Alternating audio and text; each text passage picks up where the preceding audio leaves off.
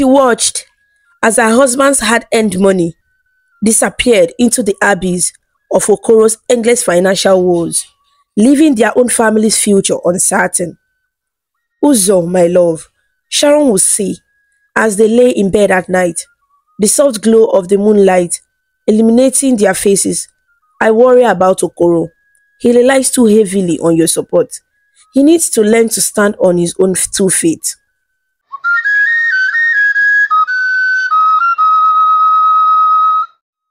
In the heart of Umudim village lived two brothers named Uzo and Okoro. They were twins, born just minutes apart, but their personalities were as different as the sun and the moon.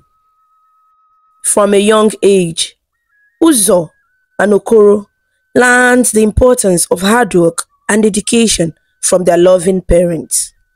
Their father, a skilled farmer, tended to their mother's plot of land with care, while their mother, a gentle soul, weaved intricate baskets to sell at the local market. Despite their humble beginnings, the brothers shared a deep bond that was forged through laughter, mischief, and endless adventures in the sprawling fields surrounding their home. Whether they were climbing trees, chasing butterflies, or simply lying under the shade of the mango tree, Uzo and Okoro were inseparable. As they grew older, however, their paths began to diverge. Okoro, with his keen eye for business, decided to seek his fortune in the bustling city of Onitsha.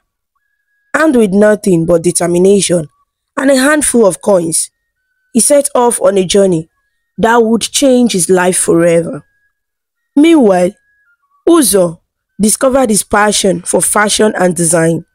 With nimble fingers and a creative mind, he transformed scraps of fabric into beautiful garments that caught the eye of everyone in the village. Soon, word of his talent spread far and wide, attracting clients from neighboring towns and villages. Despite their different pursuits, the bond between Uzo and Okoro remained unbreakable. Every evening, they would reunite under the same mango tree where they had shared countless memories as children, trading stories of their day's adventures and dreams for the future. One evening, as the sun dipped below the horizon and painted the sky in hues of pink and gold, Okoro revealed his plans to Uzo. "Uzo," he began, his voice tinged with excitement, "I have decided to learn the ways of trade in Onitsha. With hard work and determination, I know I can build a better life for our family." Uzo nodded, his heart filled with pride for his brother. "I have no doubt that you will succeed, Okoro," he said, clasping his brother's hand in his own. "And when you do, I will be here to celebrate your success." And so, with a mixture of hope and apprehension, Okoro bid farewell to his family and set off on his journey to Onitsha, leaving behind the familiar sights and sounds of Umudim village for the bustling streets of the city. As for Uzo, he continued to pursue his passion for fashion, his designs becoming more intricate and sought after with each passing day. But no matter how busy he became, he always made time to send letters to Okoro, filled with words of encouragement and brotherly love. And so, the years passed, each one bringing new challenges and opportunities for the brothers. But through it all, their bond remained unbreakable, a testament to the enduring power of family and love. After 5 years of hard work and dedication, Okoro finally completed his apprenticeship with his boss in Onitsha. With a sense of pride and anticipation, he bid farewell to his mentor and set out on his own path, armed with over 3 million naira that his boss settled him with. Back in Umudim village, Uzo's fashion empire continued to thrive. His designs graced the runways of Aba, and his name became synonymous with elegance and style. With each passing day, his shops multiplied, and soon he even opened a fashion school to share his knowledge and passion with aspiring designers. Despite their different paths, Uzo and Okoro remained as close as ever. Every few months, Okoro would make the journey back to Umudin village to visit his family and catch up with his brother.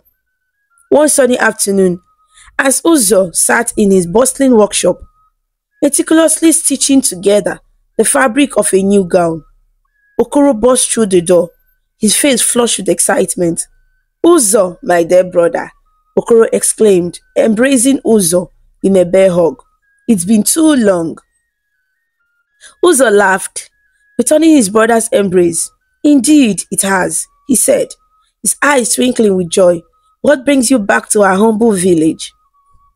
Okoro's expression sobered slightly as he took a seat beside Uzo. "I have news, Uzo," he said, his voice tinged with uncertainty. "I have decided to start my own business in Onitsha." Uzo's eyes widened with surprise. "That's wonderful news, Okoro," he exclaimed, clapping his brother on the back. "I have no doubt that you will succeed. After all, you have always had a knack for business." Okoro smiled gratefully at his brother's words, but beneath his smile, he couldn't shake the feeling of doubt that gnawed at him. Starting a business was no easy feat, especially in a bustling city like Onitsha. But he was determined to make his mark and prove himself worthy of his brother's fate. With Uzo's encouragement ringing in his ears, Okoro returned to Onitsha, his heart brimming with hope and ambition. He rented a small shop in the heart of the market and set about building his business from the ground up. But as the days turned into weeks and the weeks into months, Okoro's optimism began to wane. Despite his best efforts, his business struggled to gain traction in the competitive market. Customers were few and far between, and more often than not, he found himself barely scraping by. Meanwhile, Uzo's fortunes continued to soar. His fashion empire expanded rapidly, with new shops and openings in the city across the region. He hired talented designers and seamstresses to assist him, and soon his name became synonymous with luxury and sophistication. Despite his success, Uzo never forgot his brother's plight. Every time Okoro returned to Umudin village, his pockets empty and his spirits low, Uzo was there to offer a helping hand. "Okoro, you mustn't lose hope," Uzo would say, clasping Okoro's shoulder reassuringly. "Success takes time, but with perseverance and determination, you will achieve your dreams." And so, despite the setbacks and challenges that he faced, Okoro soldiered on, fueled by his brother's unwavering support and belief in his abilities. And though his path may have been fraught with obstacles, he knew that as long as he had Uzo by his side, he would never truly be alone. As the years passed, both Uzo and Okoro found love and started families of their own. Okoro met a kind-hearted woman named Nkechi, and together they had 4 children, 3 boys named Chinedu, Obinna and Emeka, and a little girl named Chioma. Their home, nestled in the heart of Umudin village, was always filled with laughter and the sound of children's footsteps echoing through the corridors. Uzo, on the other hand, fell in love with a beautiful woman named Sharon. They shared a deep bond, forged through shared dreams and aspirations. Soon, their family grew with the addition of 2 adorable children, a daughter named Adobe and a son named Esomchi. Their home in Aba, adorned with colorful fabrics and the hum of sewing machines, was a testament to Uzo's success and ambition. Despite their different lifestyles, Uzo and Okoro remained as close as ever. Every few months, Okoro would make the journey from Umudim village to Aba, seeking refuge and support from his brother. And every time, without a fail, Uzo welcomed him with open arms, eager to lend a helping hand.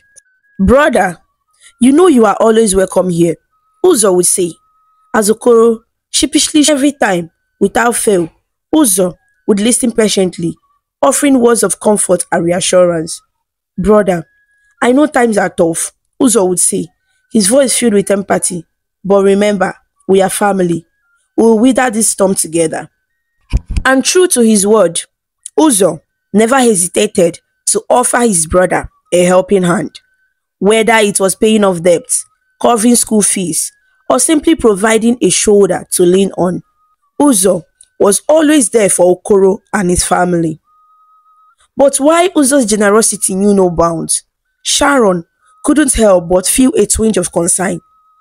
She watched as her husband's hard-earned money disappeared into the abyss of moonlight, illuminating their faces. I worry about Okoro. He relies too heavily listening, his brow furrowed with worry. He knew his wife spoke the truth, but the thought of turning his back on his brother filled him with guilt and uncertainty. Sharon, I understand your concerns, Uzo would say, his voice tinged with sadness. But Okoro is my brother. I can't just abandon him in his time of need. And so, despite Sharon's reservations, Uzo continued to support Okoro, his heart torn between his loyalty to his brother and his duty to his own family. But little did Uzo know that his unwavering support would soon be put to the ultimate test, as Okoro's never-ending cycle of misfortune threatened to tear their family apart. As the sun dipped below the horizon, casting a warm golden glow over the village of Umudim, Uzo sat in his cozy home in Aba, deep in thought. The events of the past few years weighed heavily on his mind, and he knew that something had to change. Sharon, he said, turning to his wife, who sat beside him, her gentle eyes filled with concern. I have been thinking a lot about Okoro lately. He's been struggling for so long, and I can't bear to see him suffer anymore. Sharon nodded, her heart aching for her husband's twin brother. I understand, Uzo, she said softly, but we can't keep bailing him out forever. He needs to learn to stand on his own 2 feet. Uzo sighed, knowing that his wife spoke the truth, but the thought of turning his back on his brother filled him with guilt and uncertainty. I know, Sharon, he said, his voice tinged with sadness, but I can't just abandon him. His family. Just then, a spark of inspiration ignited within Uzo's mind, an idea so bold and audacious that it took his breath away. Sharon, what if I were to give Okoro one last chance? Uzo said, his eyes shining with determination. What if I were to offer him a substantial sum of money to start a business of his own? But this time, with a warning that there won't be another chance if he fails. Sharon's eyes widened with surprise, but she could see the conviction in her husband's gaze. Uzo, my love, that's a wonderful idea, she said, her voice filled with admiration. But are you sure? What if he squanders the money like he did before? Uzo nodded solemnly, his mind made up. I know it's a risk, Sharon, he said, but I have to believe that Okoro will do the right thing this time. And if he doesn't, well, then I will know that I have done all I can. With a newfound sense of purpose, Uzo set his plan into motion. He contacted Okoro and invited him to come see him in Aba, promising him an opportunity that could change his life forever.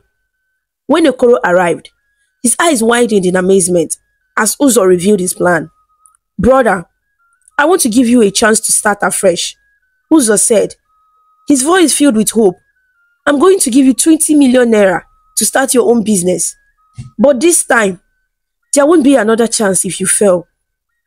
Okoro's heart swelled with gratitude and excitement. Uzo, my dear brother, thank you, he exclaimed, his eyes shining with tears. I promise you, I won't let you down this time. I will make you proud. I swear it. And so, with the weight of his brother's expectation Resting heavily on his shoulder, Okoro set out to build his empire once again. When Okoro got home and showed his wife the money, they were so happy. Instead of starting a business, they used the money to fund their extravagant lifestyle, sending their children to big schools and wasting the money on unnecessary things. And soon, history soon began to repeat itself. The allure of luxury and extravagance proved too strong for Okoro and Nkechi to resist. And before long, the 20 million naira had vanished into thin air, leaving them with nothing to show for it. When Uzo learned of his brother's failure, his heart sank like a stone. He had hoped and prayed that this time would be different, but it seemed that fate had other plans. "Sharon, what have I done?" Uzo said, his voice filled with anguish. "I thought I was giving Okoro a chance to turn his life around, but all I have done is to enable his destructive behavior." Sharon wrapped her arms around her husband, her heart breaking for him. "Uzo, you did what you have thought was right," she said softly, "but now we have to face the consequences together, whatever they may be." And so, with heavy hearts and uncertain futures, Uzo and Sharon braced themselves for the storm that was sure to come. Little did they know, the worst was yet to come, as Okoro's action would have far-reaching consequences that would change their lives forever.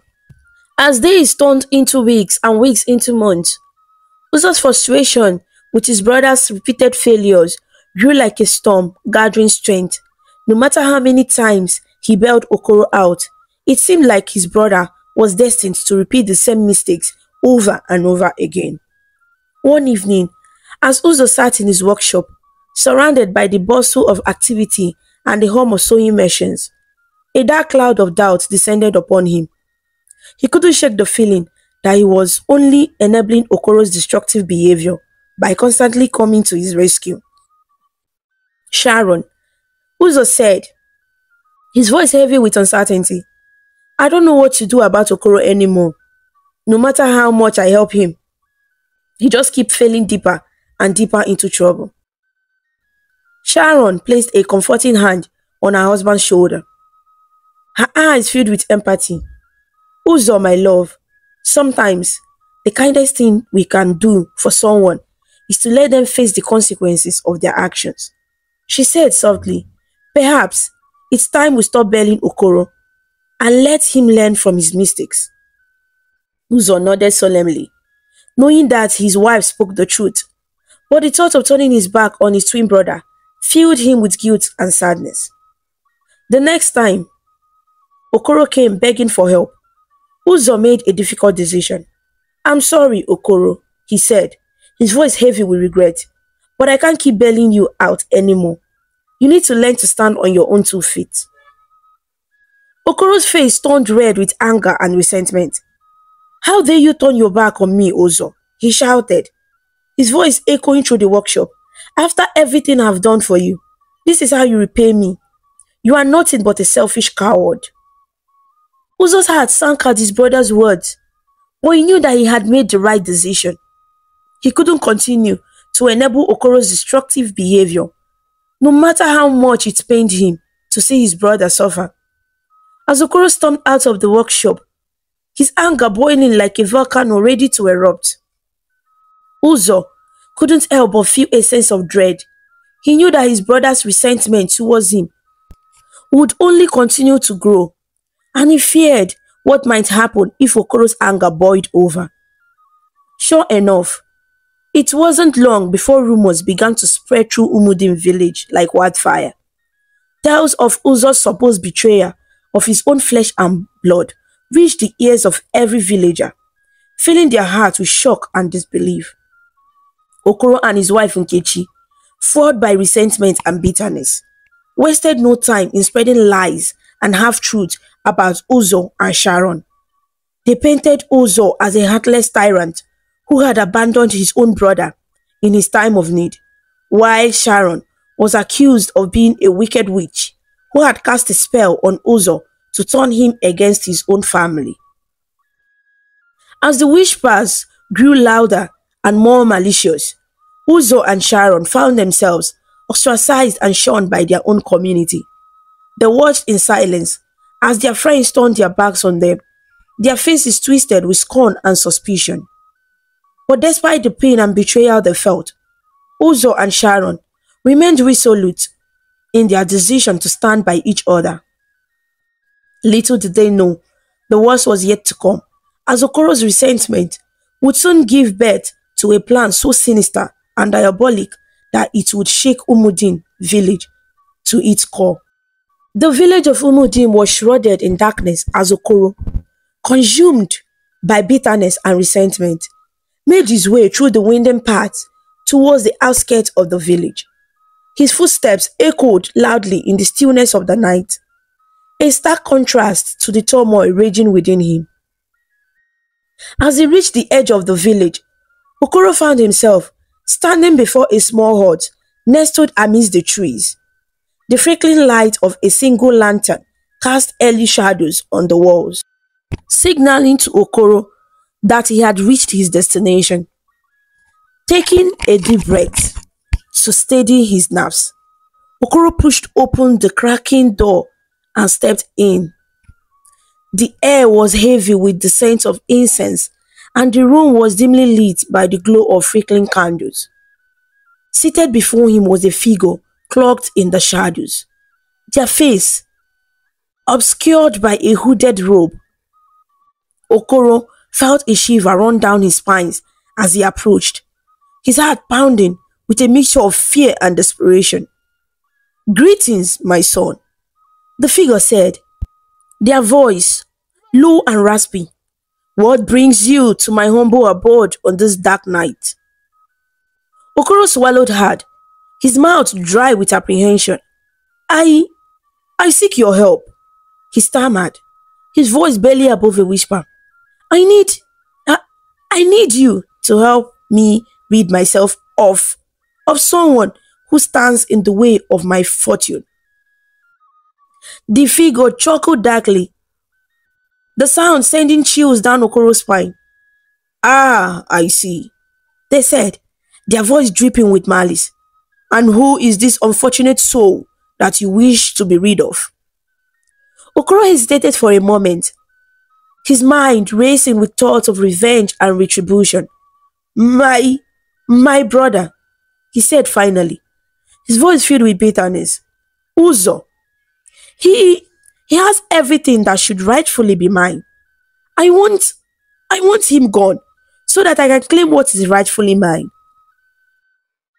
The figure nodded slowly, their eyes gleaming with malevolence. "Very well, my son," they said, "but be warned, the price of such a deed is high. Are you prepared to pay it?" Okoro nodded eagerly, his heart pounding with anticipation. "Yes," he said, his voice barely above a whisper. "I will pay any price, no matter how high." And so, with a solemn nod from the figure, the dark ritual began.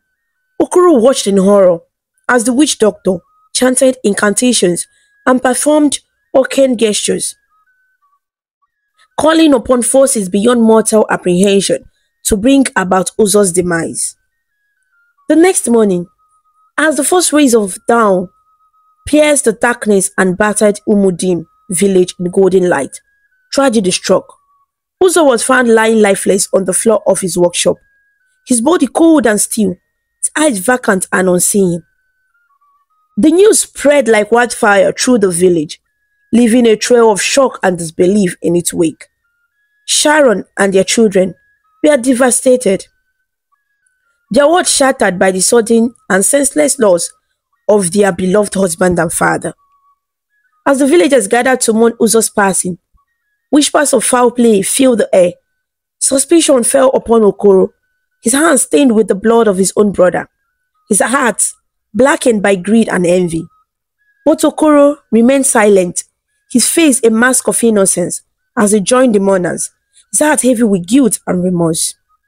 Okoro's face, a mask of grief and sorrow, but beneath his facade of sadness, a storm raged within him.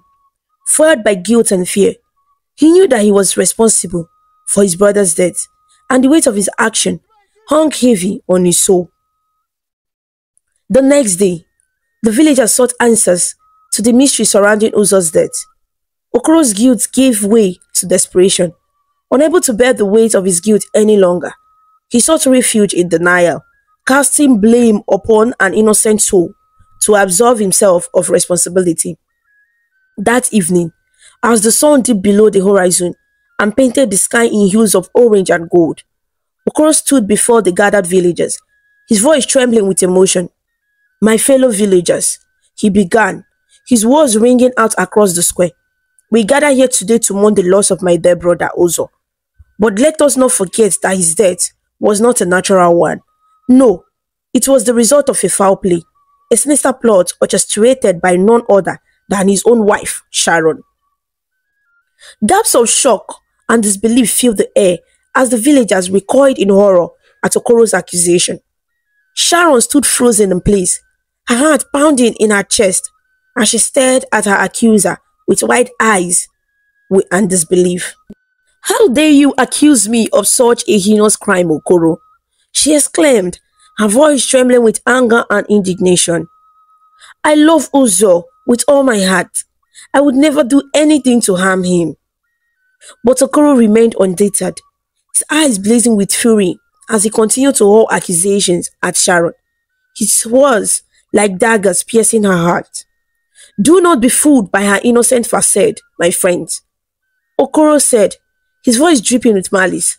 "Sharon is a cunning witch who used her dark powers to bewitch Uzo and lead him to his death. She is the true culprit behind this tragedy, and she must be brought to justice." The villagers murmured amongst themselves, torn between disbelief and uncertainty.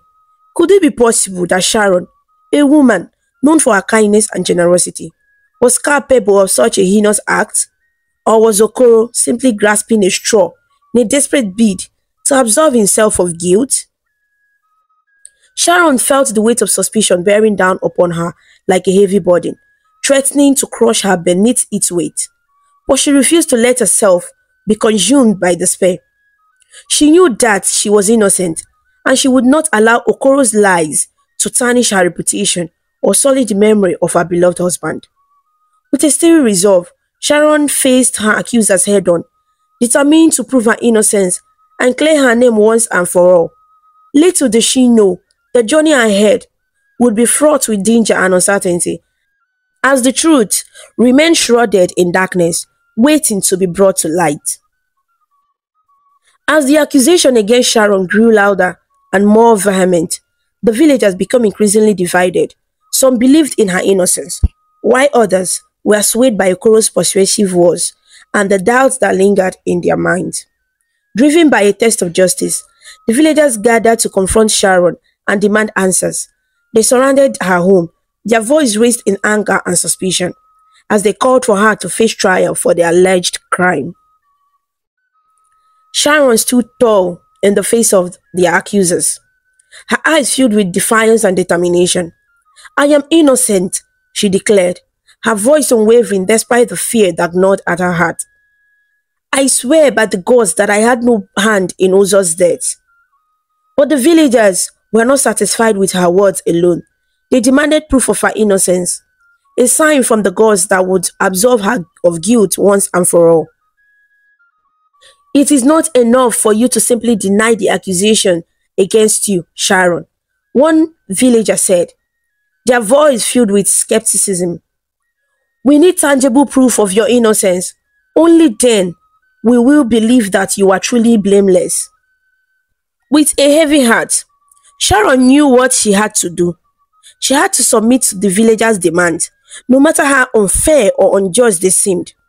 She had to prove her innocence, even if it meant facing the greatest trial of her life. Reluctantly, Sharon agreed to drink the water used to wash Uzo's lifeless body, knowing that it was the way to silence her accusers and clear her name. But as she raised the cup to her lips, her hands trembled with fear and uncertainty. "Forgive me, Uzo," she whispered, her voice barely above a whisper. "Forgive me for what I must do to prove my innocence." With a deep breath, Sharon swallowed the bitter liquid. feeling it burn like a fire as it traveled down her throat. For a moment, the words seemed to spine and sway, and Sharon felt as though she might collapse under the weight of her fear and doubt. But as the moment passed and nothing happened, Sharon felt a glimmer of hope flicker within her heart. Perhaps, just perhaps, the gods had heard her prayers and deemed her innocent of the crime that had been laid at her feet. The villagers watched in silence, their eyes wide with anticipation, as Sharon waited for the verdict of the gods, and when she emerged unharmed, her heart filled with relief and gratitude, the villagers erupted into cheers and applause. "She is innocent," they cried, their voices ringing out across the village square. "Sharon is innocent." But while the villagers rejoiced at Sharon's acquittal, Okoro seethed with rage and frustration. His plan to frame Sharon had failed, and now he was left with nothing but his own guilt and shame. Determined to salvage his reputation and restore his honor, Okoro concocted a new plan, one that would see Sharon pay dearly for his own sins. And as he set his dark scheme into motion, little did he know that the consequences of his actions would soon come back to haunt him, as the spirit of the dead rose up to seek justice for the innocent life that had been taken. After 3 long months of mourning her beloved husband Uzo, Sharon finally found the strength to return to their home in Aba with her 2 children, Adaobi and Esomchi. But what they discovered upon their arrival shattered their hearts into a million pieces. As they approached their once cheerful home, anticipation mingled with apprehension in Sharon's heart. But as she reached out to turn the key in the lock, her heart sank like a stone when she realized that the door was firmly shut, the windows bared against the outside world. "What's wrong, Mama?" Adaobi asked, her young voice tinged with confusion as she looked up at her mother with wide eyes. Sharon's throat tightened with emotion as she struggled to find the words to explain the situation to her children. It seems that someone has locked us out of our home, my dear," she said, her voice trembling with sadness. "But don't worry, Mama will figure something out." With a heavy heart, Sharon took her children to stay with a friend while she went to check on their businesses. But what she discovered there filled her with shock and disbelief. Every shop, every fashion house that Uzo had worked so hard to build was now locked up tight. The doors sealed shut with heavy chains and padlocks. Sharon's hands trembled with anger as she realized that Okoro, her husband's own twin brother, was behind his cruel betrayal. Rushing back to the village, Sharon confronted Okoro, her voice shaking with rage as she demanded answers. "Why have you done this, Okoro?" she cried, her eyes burning with fury. "Why have you taken everything that Uzo worked so hard to build?" Okoro's face twisted with malice as he looked down at his sister-in-law with contempt. "Because Uzo is dead, and now everything he owned belongs to me, his part." His words like venom dripping from his lips. "You and your children have no right to any of it." Sharon's heart shattered into a million pieces at Okoro's cruel words.